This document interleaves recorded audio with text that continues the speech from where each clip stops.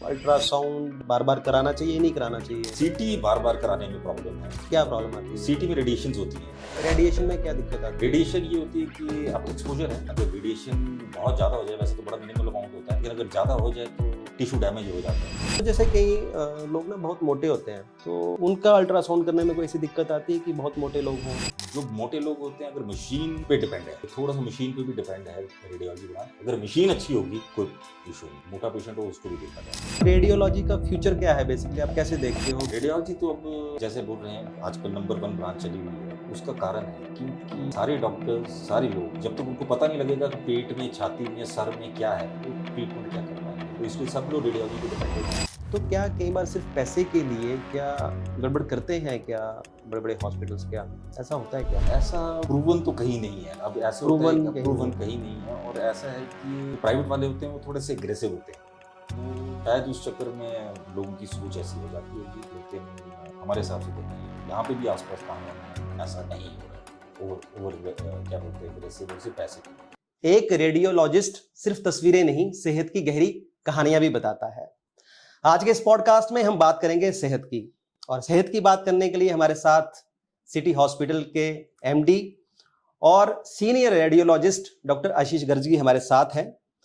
19 साल की उम्र में इनकी लाइफ में स्ट्रगल आया। इनके पिता की जब मृत्यु हुई और उसके बाद बहुत यंग एज में इन्होंने एमबीबीएस क्लियर किया, और उसको क्लियर करने के बाद इन्होंने सरकारी नौकरी की। 2 साल सरकारी नौकरी की, 2 साल सरकारी नौकरी करने के बाद उसको छोड़ दिया, और उसके बाद ये पीजी करने पीजीआई में चले गए, और वहां पे इन्होंने रेडियोलॉजिस्ट की पढ़ाई की। पढ़ाई करने के बाद ये वापस आए और कांगड़ा जिला में ये प्राइवेट सेक्टर में पहले रेडियोलॉजिस्ट बने, और इन्होंने काम किया। उसके बाद इनको ऑस्ट्रेलिया से, यूके से और कई कंट्री से ऑफर आए, लेकिन इन्होंने इस ऑफर को ठुकरा दिया और अपने ही जिले में काम करने की ठानी। तो डॉक्टर साहब welcome. Thank you ji, thank you so much. आप इतने सीनियर हैं, और डॉक्टर्स पे हम कई बार देखते हैं बहुत बोझ होता है सर पे, लेकिन आप हमेशा मुस्कुराते रहते हैं। बस नेचर ही ऐसी है कुछ। तो कैसे करते हैं ये सारी चीजें, कैसे अपने आप को कूल रखते हैं इतना आप? एक तो थोड़ी ब्रांच हमारी इस हिसाब की है कि ज्यादा हेक्टिक नहीं है। बाकी अपनी सेहत का ध्यान रखता हूँ मैं थोड़ा सा, खान पान ठीक रखा हुआ है, तो उस हिसाब से ठीक रहते हैं। बाकी अच्छे दोस्त मिल जाते हैं आप जैसे, उनके साथ गप्पे गुप्पे मार के लाइट हो लेते हैं। पिछले 20 साल से आप काम कर रहे हैं, और जैसा कि मैंने इंट्रो में भी बताया कि आप जो कांगड़ा जिला में आप पहले प्राइवेट सेक्टर में पहले रेडियोलॉजिस्ट हैं प्राइवेट सेक्टर में। जी जी। तो कैसा आपका सफर रहा और कैसे देखते हैं इसको नहीं, आप? मैंने तो शुरू से अभी तक बहुत चेंज देखा। अब तो बहुत अच्छे अच्छे क्वालिफाइड रेडियोलॉजिस्ट आ रहे हैं, उस टाइम पे नहीं थे, है ना। तो उस टाइम पे बहुत कम थे, है ना। मेरे ख्याल से 1 या 2 थे कांगड़ा में। और उस टाइम पे लोगों में रेडियोलॉजी का इतना कंसेप्ट भी नहीं था कि कैसे, क्या, किस से कराना है, कैसे कराना है, क्यों कराना है। तो और अब आज 20 साल बाद बहुत अवेयरनेस हो गई है, इनको पता है, लोग खुद अवेयर हैं। अच्छा। कि भी हमने अल्ट्रासाउंड कराना है, सीटी कराना है, एमआरआई कराना है। कभी कभी बिना डॉक्टर को दिखाई ही आ जाते हैं कि पीठ में दर्द हो रही है, एमआरआई करा दो। उसका नुकसान नहीं होता कई बार कि अल्ट्रासाउंड बार बार कराना चाहिए नहीं कराना चाहिए? सीटी बार बार कराने में प्रॉब्लम है। क्या प्रॉब्लम आती है? सीटी में रेडिएशंस होती हैं, तो उससे क्या नुकसान, उसमें क्या नुकसान हो सकता है? एक्सरे और सीटी दोनों में रेडिएशंस होती हैं।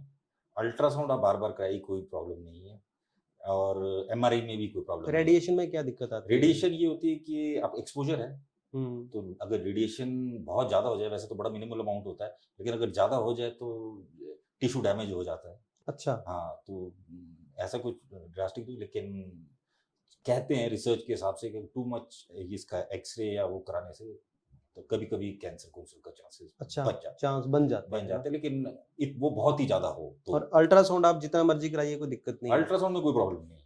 अल्ट्रासाउंड तो क्योंकि कई बार वुमेन्स को कहा जाता है कि जो प्रेग्नेंट वुमेन्स हैं कि यह बार बार अल्ट्रासाउंड नहीं कराना चाहिए, तो वो क्या इशू रहता है? वो नहीं, वो कोई डॉक्टर नहीं बोलेगा। अच्छा। वैसे आस पास बात चलेगी। वही मैं 20 साल पहले की बात बता रहा हूँ, सिर्फ एक अल्ट्रासाउंड होता था प्रेगनेंसी में। लेकिन अब मेडिकल साइंस इतनी तरक्की कर गई है कि अब एक 11 से 14 हफ्ते में भी होता है, 18 से 22 हफ्ते में भी होता है, और एक लास्ट मंथ में भी होता है, लास्ट ट्राइमेस्टर में भी होता है, 30-32 हफ्ते पे। तो ये 3 मिनिमम हो गए अब। उसके बावजूद और भी कुछ करना है, जैसे फीटल इको करना है, शुरू में करना है, वो भी है। तो जितने मर्जी अल्ट्रासाउंड कराएं, कई जिनकी बच्चे कमजोर होते हैं पेट में, उनके तो कम से कम 10-10, 15-15 बार भी होते हैं अल्ट्रासाउंड।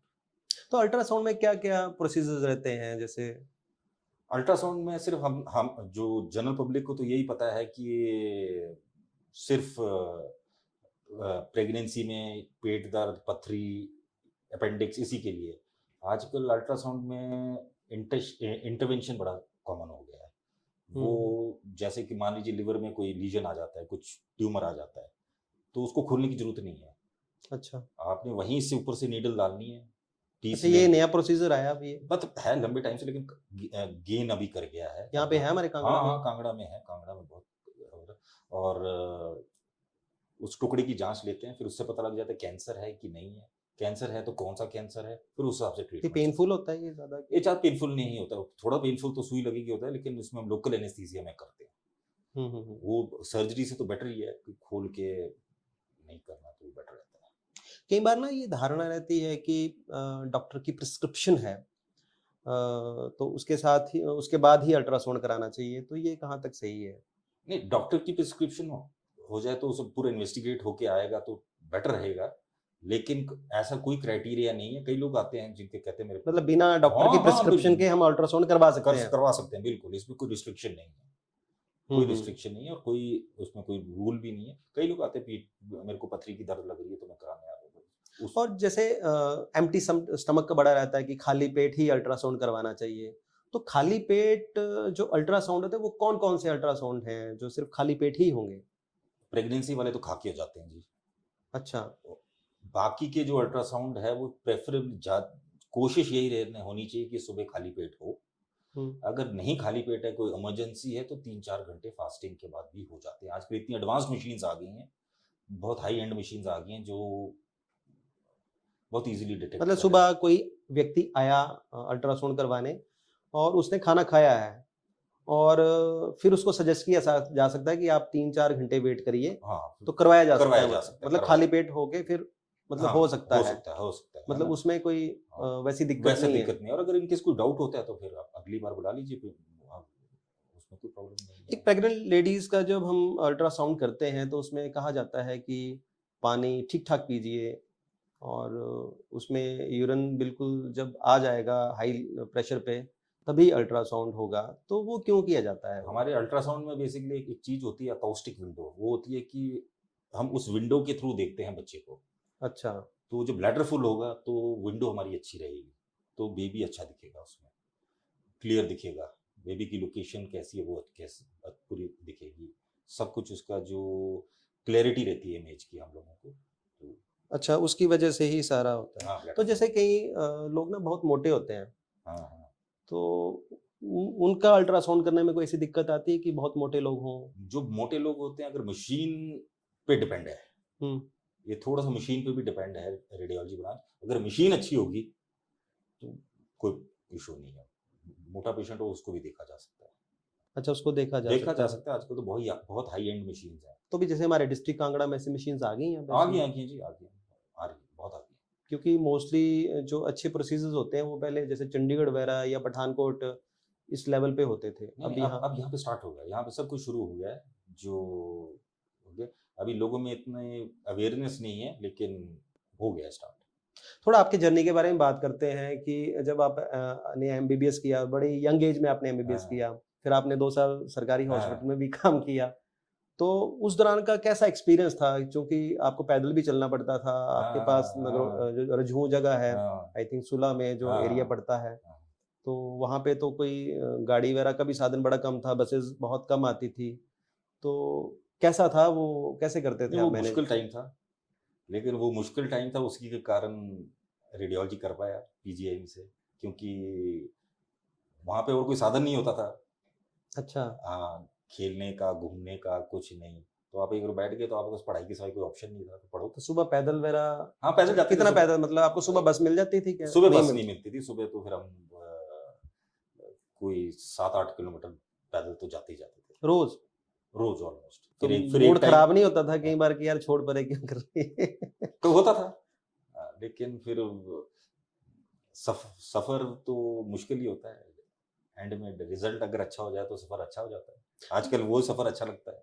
तो रेडियोलॉजी का फ्यूचर क्या है बेसिकली, आप कैसे देखते हो? क्योंकि जैसे पीजीआई में अगर कोई डॉक्टर एंट्री लेता है तो वो उसकी फर्स्ट प्रायोरिटी रहती है कि रेडियोलॉजी मुझे लेना है, हाँ जी, हाँ जी। और आपको भी तब आपने भी तब यही ऑप्ट हाँ किया हाँ हाँ था हाँ हाँ हाँ। अपनी मेरिट के आधार पर आपने।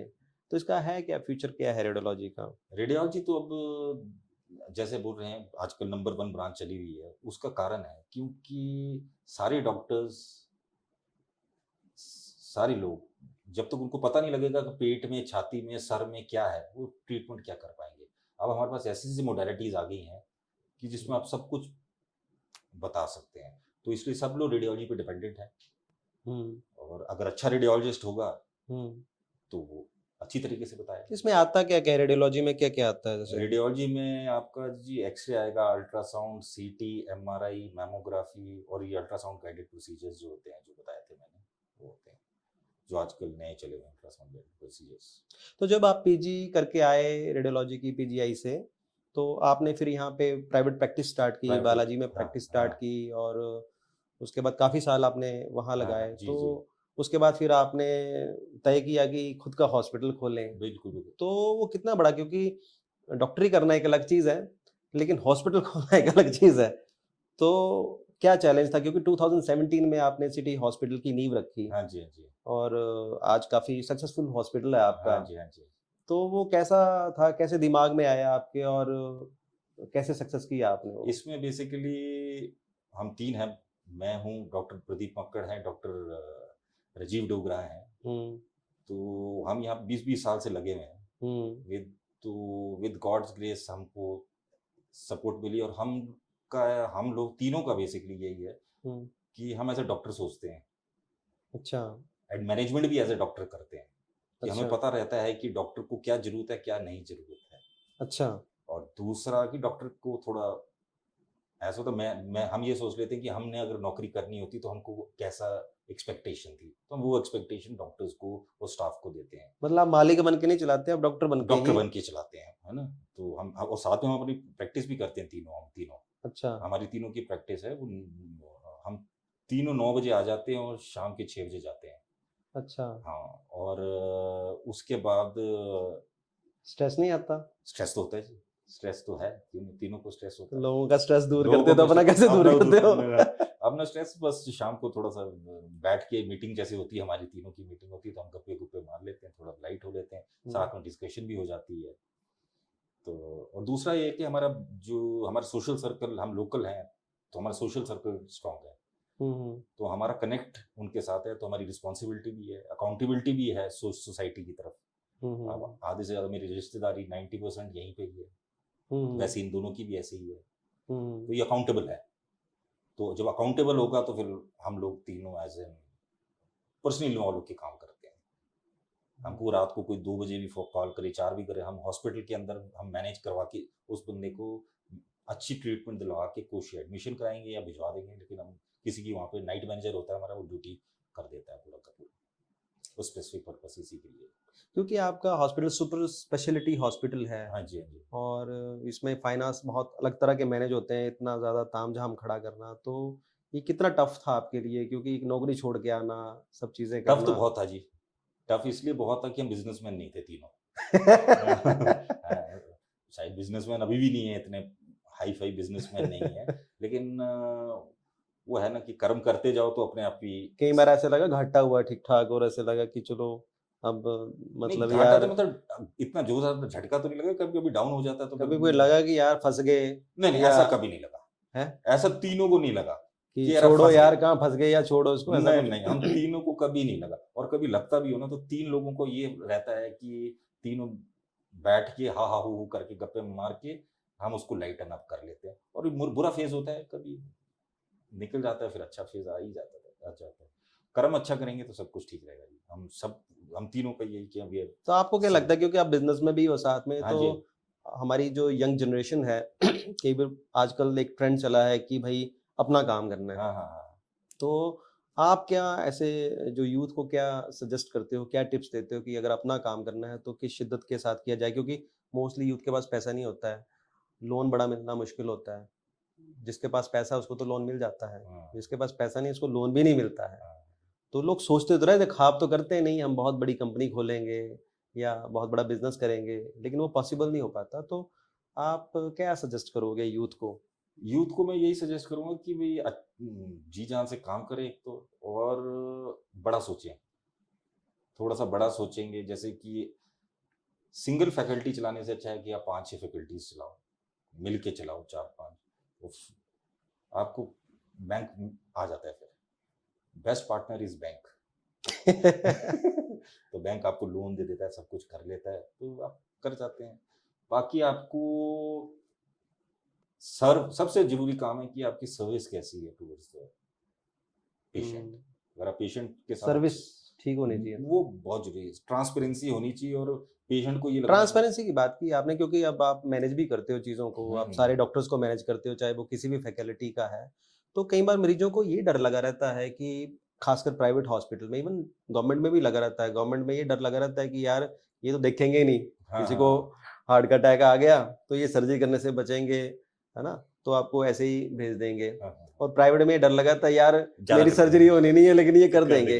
तो इसमें एज अ प्राइवेट प्लेयर आपको क्या लगता है कि, क्योंकि लोगों के मन में ये हमेशा ही रहता है कि यार मेरा ऑपरेशन तो शायद नहीं होना था लेकिन कर दिया, किसी कोई प्रेग्नेंट वुमन है उसको लगता है नहीं मेरी नॉर्मल डिलीवरी हो जानी चाहिए, लेकिन कोई लगता है कि नहीं यार मेरा सर्जरी हो गई। तो ये कितना की सच है इसमें, खासकर प्राइवेट प्लेयर के लिए? मतलब ऐसा कोई प्रेशर होता है क्या? हम लोगों को तो प्रेशर नहीं है। हम तो जैसे कोई पेशेंट आया, उसको गॉल ब्लैडर में स्टोन्स निकला, तो उसको हम बोल देंगे कि भाई आपको ऑपरेशन कराना है, इमरजेंसी नहीं है, आप करा लीजिए, जिधर मर्जी कराना है करा लीजिए। अच्छा, हम कभी नहीं बोलते कि हमारे हॉस्पिटल में हमें जिधर मर्जी कराना है करा लीजिए। सिजेरियन की आप बात कर रहे हैं, तो सिजेरियन के लिए भी अगर कोई इंडिकेशंस होती हैं कि बच्चा बचाना बहुत जरूरी है, तो वो पेशेंट को तभी बोल दिया जाता है कि भाई सिजेरियन करना पड़ेगा। तो अगर आपको लगता है कि आप कंफर्टेबल नहीं है, तो आप आसपास और भी है, टांडा है, टांडा चले जाए। तो हम किसी को फोर्स नहीं करते, क्योंकि हम फिर जैसे आपको पहले बताया हम लोकल बंदे हैं, हम अकाउंटेबल हैं सोसाइटी के लिए, और सोसाइटी को अकाउंटेबल है। कल परसों हमने हफ्ते बाद साल बाद हमने मिलना है, कहीं फंक्शन में मिलेंगे, तो हमको ऐसा होना चाहिए कि वो बंदा हमारे सामने थैंकफुल होके आए, नाराज होके ना आए। तो कई बार जैसे आपका एक्सपीरियंस क्या बोलता है, क्योंकि आपने तो बड़े हॉस्पिटल्स में भी वर्क किया है और आपके फ्रेंड्स भी होंगे, पंजाब में भी फ्रेंड्स होंगे जो मालिक होंगे हॉस्पिटल्स के, तो क्या कई बार सिर्फ पैसे के लिए क्या गड़बड़ करते हैं क्या बड़े बड़े हॉस्पिटल्स? क्या ऐसा होता है क्या? ऐसा प्रूवन तो कहीं नहीं है। अब ऐसे होता है कि प्रूवन कहीं नहीं है, और ऐसा है कि जो प्राइवेट वाले होते हैं वो थोड़े से एग्रेसिव होते हैं, तो शायद उस चक्कर में लोगों की सोच ऐसी हो जाती होगी, लेकिन हमारे हिसाब से तो नहीं है। यहाँ पे भी आसपास कांगड़ा में ऐसा नहीं हो रहा है, ओवर क्या बोलते हैं, एग्रेसिव, और सिर्फ पैसे के लिए। एक खासकर मैं डॉक्टर्स के बारे में पूछना चाह रहा हूँ कि जो नए डॉक्टर्स बन रहे हैं, तो अब 2 साल उनको गवर्नमेंट जॉब करनी पड़ती है क्योंकि बॉन्ड भरा रहता है उन्होंने 40 लाख रुपए का। तो उनको जो सैलरी बहुत कम है उनकी। तो आपको क्या लगता है कि ये थोड़ा चेंज होना चाहिए इसमें, क्योंकि डॉक्टर की लाइफ 8.5 साल पढ़ाई करेगा पीजी में और एमबीबीएस 5.5 साल पढ़ाई करेगा, उसके बाद जो सैलरी कम है खासकर, तो कैसे देखते हो आप उन सब चीज़ों को? सैलरी तो नहीं कम होनी चाहिए। सैलरी तो डॉक्टर इतना एफर्ट मार रहा है, जो जब तक डॉक्टर, वही जैसे बोला, हम कैसे सोचते हैं अब जब हम किसी डॉक्टर को रखते हैं, हम डॉक्टर को ऐसे सोचते हैं कि मैं डॉक्टर होता तो मैं कैसा एक्सपेक्ट करता। वही कंफर्ट जोन, एसी का अलग कमरा, अच्छी ओपीडी, एक नर्सिंग असिस्टेंट साथ में, उसको कंफर्ट तो देना पड़ेगा ना। अगर डॉक्टर खुश ही नहीं होगा तो फिर वो पेशेंट क्या देखेगा। और जिस हिसाब की पे है वो तो मेरे ख्याल से क्लास मतलब कई लोगों से कम है। तो मेरे हिसाब से तो ये नहीं होना चाहिए, मेडिकल फ्यूचर के लिए अच्छा नहीं है। आंध्र प्रदेश में आज से मेरे को याद है मैं जब पीजीआई में था, तब वो वहां से सब लोग यूएस और यूके चले गए। अच्छा।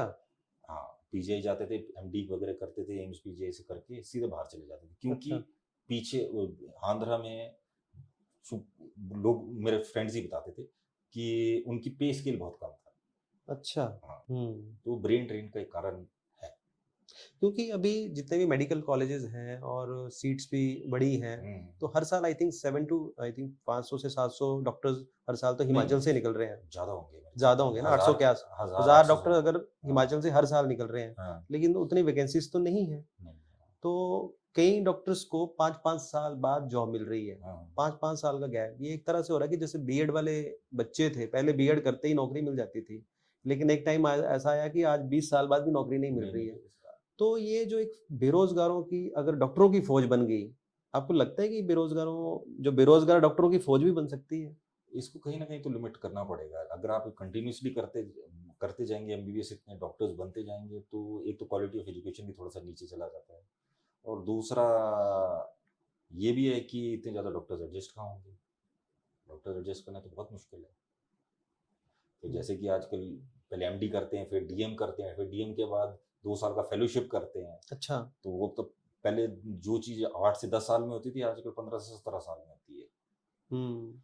तो डॉक्टर्स का थोड़ा सा इस मामले में लाइफ टफ हो रही है आगे। हम्म। कोई सरकारी हॉस्पिटल में डॉक्टर है और वो अपना क्लिनिक स्टार्ट करना चाहता है या हॉस्पिटल स्टार्ट करना चाहता है, और उनको नॉलेज नहीं रहता है कि मैं कैसे स्टार्ट करूं, कैसे मैं, गवर्नमेंट्स की क्या क्या रिक्वायरमेंट रहती हैं, तो उसके लिए कुछ आप बता सकते हो कि वो कैसे अपना क्लिनिक स्टार्ट करे? क्या पहले तो क्या? गवर्नमेंट वाला है, तो उसको सबसे पहले तो गवर्नमेंट से परमिशन लेनी पड़ेगी। ठीक है। अगर मिल गई परमिशन फिर? परमिशन मिल गई तो फिर वो जैसे मैंने पहले बताया, अब वो किस स्केल में स्टार्ट करते हैं, स्मॉल, मान लीजिए किसी को अगर स्मॉल स्केल में स्टार्ट करना है कि हाँ ठीक है, एक ही वो डॉक्टर हैं और बाकी छोटा सा एक सेटअप बनाना है, हाँ, तो उसके लिए क्या क्या जैसे रिक्वायरमेंट्स रहती सबसे हैं? पहले तो लोकेशन, जगह, अच्छी लोकेशन होनी चाहिए, हम्म। लोग आ सकें, गाड़ी पार्क कर सकें, हम्म। वो सर्विसेज पूरी होनी चाहिए, फैसिलिटीज आपको देनी चाहिए, अच्छा। लैब, फार्मेसी, सब कुछ। अच्छा। डायग्नोस्टिक्स भी जरूरी है आजकल, हम्म। और स्टाफ पूरा होना चाहिए, स्टाफ हो चाहिए, क्योंकि कॉम्प्रोमाइज कर जाते हैं कभी कभी ना। और सर्विस पूरी होनी चाहिए आपको। सर्विस। सर्विसेज मतलब सर्विसेज इन द सेंस कि जो एक एमडी मेडिसिन है या सर्जरी है, सर्जन है तो उसको सर्जरी सारी करनी पड़ेगी वहाँ पे। एमडी मेडिसिन होगा, उसको पेशेंट सारे देखने पड़ेंगे, एडमिशन भी डे केयर में रखना पड़ेगा, नाइट में भी रखना पड़ सकता है, तो वो इस हिसाब से करना पड़ता है। आजकल मरीजों की ना एक्सपेक्टेशंस बहुत बढ़ गई हैं। वो कई तो बार बिल्कुल झगड़ा फसाद कई बार हो जाता है हॉस्पिटल में, बिल्कुल जी, बिल्कुल बिल्कुल। तो उसको आप कैसे देखते हो? कैसे वो कई बार मिसमैनेज कैसे हो जाता है वो? वो मिसमैनेज नहीं होता, वो बेसिकली इमोशंस है।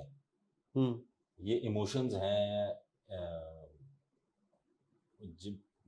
जो अटेंडेंट्स होते हैं उनके इमोशंस, उसको कैसे कंट्रोल करना है, वो बेसिकली मैनेजमेंट क्योंकि है। कई बार कंट्रोल ही नहीं होता, वो लड़ाई झगड़ा हो जाता लड़ाई है। झगड़ा होता है तो इसलिए होता है कि मैनेजमेंट तो में किसकी गलती लगती है कि वो, मतलब हॉस्पिटल की तरफ से गलती लगती है या सिर्फ नहीं, गलती तो फिर ऑब्वियसली पेशेंट, आपको पता है किसी का कोई चला जाए तो वो थोड़ा ओवर रिएक्ट तो करेगा ही करेगा, हम्म। लेकिन उसको कैसे मैनेज करना है यही आर्ट है। कई बार 70-80% मैनेज हो जाता है, 20% 20 के 10% टाइम थोड़ा आउट ऑफ कंट्रोल चला जाता है, तो फिर ये पार्ट एंड पार्सल है मेडिकल इसका। कई बार एमआरआई जब करवाते हैं, सीटी स्कैन करवाते हैं, तो डॉक्टर जब प्रिस्क्राइब करता है कि आप सीटी स्कैन कर लीजिए या एमआरआई कर दीजिए, तो उस टाइम मरीज को क्या ध्यान रखना चाहिए? कि ये भी पूछना है, कई बार क्या होता है इंजेक्शंस भी लगाने पड़ते हैं पहले 2 घंटा 3 पहला, फिर वो जाता है, फिर उसको जो रेडियोलॉजिस्ट है वो बताते हैं नहीं आपको तो पहले ये कल दोबारा आइए, आपको तो इंजेक्शन लगेगा। तो उस टाइम क्या ध्यान रखना चाहिए जब कोई डॉक्टर लिखता है, खासकर एमआरआई और सीटी स्कैन, तो क्या पूछना चाहिए उसको डॉक्टर से? जब एमआरआई होता है तो सबसे पहले वो डॉक्टर के पास आएगा, रेडियोलॉजिस्ट के पास आएगा, तो वो सबसे पहले पूछेगा आपने खाना खाया है नहीं खाया है। हुँ। अगर खाना खाया है उसमें अगेन 4 to 5 आवर्स फास्टिंग के बाद कर सकते हैं हुँ। सीटी एमआरआई, हुँ। कंट्रास्ट वाला, दवाई वाला, जो जिसे हम कंट्रास्ट इंजेक्शन बोलते हैं। अच्छा। और अगर कंट्रास्ट इंजेक्शन करना है उससे पहले किडनी के टेस्ट जरूरी है, क्रिएटिनिन करके एक टेस्ट होता है, वो जरूरी है, क्योंकि जो कंट्रास्ट होता है किडनी पे कई बार इफेक्ट कर देता है। अच्छा। तो क्रिएटिनिन ठीक है तो फिर हम कर लेते हैं, और 4 घंटे फास्टिंग के बाद हम कर लेते हैं। अगर पेशेंट बोलता है हम कल सुबह आएंगे तो फिर अगले दिन सुबह खाली पेट बुला लेते हैं। हुँ। हाँ, और जो खासकर प्राइवेट हॉस्पिटल्स में डॉक्टर्स हैं, अगर आप तो खुद कूल रहते हैं और बाकियों को हाँ, भी कूल रखते हैं, लेकिन कई हॉस्पिटल्स में बहुत प्रेशर रहता है। तो आप क्या सजेस्ट करोगे उन डॉक्टर्स के लिए या जो मालिक हैं उन लोगों के लिए कि एक डॉक्टर भी प्रेशर फ्री रहे और उनको भी कोई मानसिक बीमारी ना हो? देखिए, मैनेजमेंट को तो यही है कि डॉक्टर्स को एज एन कुलीग ट्रीट करना पड़ेगा, अच्छा। है ना? उनको colleague as a colleague treat करना ही पड़ेगा आपको। और एज ए डॉक्टर अगर प्राइवेट में है तो अपना कूल मेंटेन करना पड़ेगा, वरना कई बार होता है पेशेंट आपको बड़ी बेवजह सी डिमांड लेके आ जाता है आपके पास, पूरी करनी पड़ती है कि अच्छा। मेरा नंबर नहीं आया, ये नहीं है, करते हैं। तो उनको फिर एक बंदा बैठता है, चाय पिलाता है, कॉफी पानी पिलाता है, फिर उसको जो समझ में आ जाता है तो फिर वो अपने आप ही ऑटोमेटिकली बोलता है कि सर बीमार हूँ मैं। पेशेंट के साथ पेशेंस जरूरी है थोड़ी सी। हाँ, तो ये मैनेजमेंट को डॉक्टर्स को थोड़ा सा जिससे अपने साथ रखना चाहिए। मतलब आपने अल्ट्रासाउंड के बारे में काफ़ी इम्पोर्टेंट जानकारी दी, फिर एमआरआई है, सीटी स्कैन है, इसके बारे में भी काफ़ी नई चीज़ें बताई जो मुझे लगता है कि लोगों को शायद पता ही नहीं है। और दूसरा, एक प्राइवेट हॉस्पिटल कैसे सेटअप करना है, क्या उसके चैलेंजेस हैं, डॉक्टर्स के क्या चैलेंजेस हैं, ये सारा कुछ आपने बताया और आई थिंक ये बड़ा इन्फॉर्मेटिव था और आप हमारे पॉडकास्ट में आए। Thank you very much doctor साहब। Thank you ji, thank you, thank you so much, thank you so much, thank you.